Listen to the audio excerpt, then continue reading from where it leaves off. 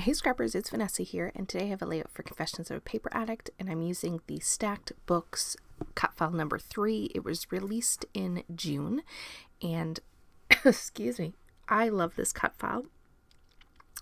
It's just a simple cut file, which is just a stack of books. So I took inspiration from that pattern paper with the bookshelf, which is cut from a piece of Pink Fresh pattern paper that's a few years old. I think it was their Office collection.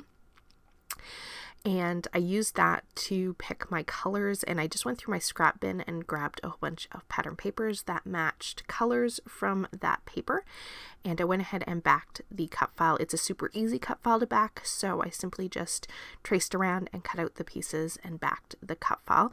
I absolutely love this cut file. I am a huge reader, and so I love any book related cut files or stamps or anything. I have quite a few in my stash, and so that is what we're documenting today. So you kind of saw how my page was going to lay out at the beginning, but before I put everything down, I did want to add a little bit of something to my white cardstock. So I did take a text stamp, and I just did a messy stamp with chipped sapphire distress oxide, and then I took some faded jean distress oxide and did some splatters.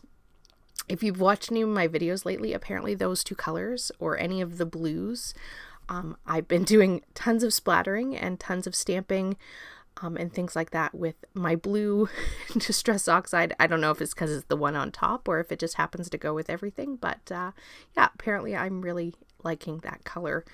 So my background is now off to the side and drying, and I am working on backing my photos. So these are cut a little bit less than 4x4. I did want to keep a white border on them, so I did cut them a little bit less than 4x4, or print them a little bit less than 4x4. And then I'm just taking two of the same pattern papers that I used to back the cut file, just the blue and the green, and I'm just backing each of my photos. And these are actually from my Kindle on my iPad, just print screens of the sort of the stats on my reading for the last couple of months. And so just kind of documenting that. This will definitely go in sort of my personal all about me kind of album. I do have like layouts that I just have like about silly stuff that's just me or pertaining to me. And so I do scrapbook all different sizes in that album, and so this is a 12x12 for that. And here I'm just showing you, I'm laying out while my background dries the embellishments. I did go ahead with one of my book stamps, like I said, and did some stamping. So I've fussy cut those, and I'm going to use those in my clusters. And basically what I'm going to do here is while my background's drying, I am just going to layer up some florals. I have a little house. Most of these florals and die cuts, ephemera pieces, are from all different Pink Fresh collections. I don't really keep my collections together most of the time, so I kind of mix and match. So these are probably from several different collections, but because it's all Pink Fresh, they all match.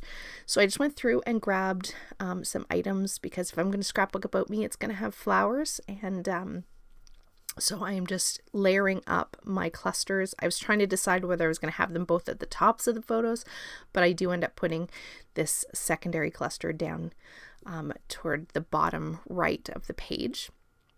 Once I have everything sort of laid out, I do come in here with my title. Now I did go ahead and I took the a pink pattern paper and a die set, and I did go ahead and cut my title. And of course, because we're talking about books, I am going to title this one Read All the Books, because basically that is what you do. So there you see, I have gone ahead off camera and I've glued everything down. I did move that cluster a little bit more so it's on top of the books, and I did, when I glued everything down, my photo and the cut file is all popped up, so it gives me a little lift and dimension on the page. So I am loving how this is coming together. Every once in a while I for a while I've been creating pages and I haven't been completely always in love with them, but this is one definitely that I really like. It's really fun and bright and colorful, and yeah, I really, really like this page. So now that I've got my embellishment clusters, the last final thing that I'm going to do is just add a few enamels. I have some hearts here, so I'm just going to go ahead and put a couple of those in both of my clusters.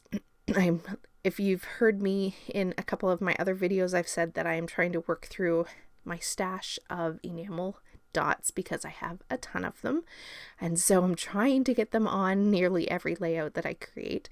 And so I've picked a couple for this page, and I am just going to dot them around my clusters, and I'm just making sure everything's glued down. I think I end up having to, that puffy book stack, which is definitely from Pink Fresh, wasn't really sticky, so I think I ended up having to glue that down. But once all of these enamel dots are down, that is going to do it for this page. Still photos are coming up, and don't forget to check the link down below, and you can go over to the shop at Confessions of a Paper Addict and grab this awesome cut file. There's a couple other ones that are stacks of books. They're all great. So with that, guys, I will catch you on the next one. Have a great day, everybody. Bye-bye.